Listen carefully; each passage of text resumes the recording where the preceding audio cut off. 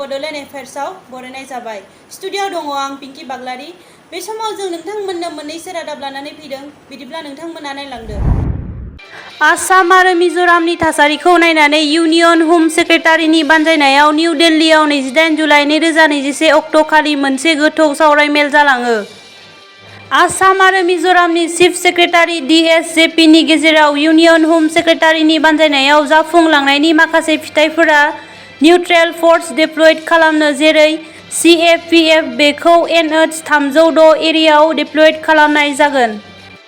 मोन्नैबो मिज'राम आरो आसाम रायजोनिफ्राय इउनियन हम मिनिस्ट्रिनि बिथोनखौ मानिनो नांगोन आरो मोन्नैबो रायजोनि गेजेराव जर'खायै समाधानखौ थांखि खालामनानै सावरायलांबाय थानो नांगोन जेब्लासिम जेंनानि समाधान फैया।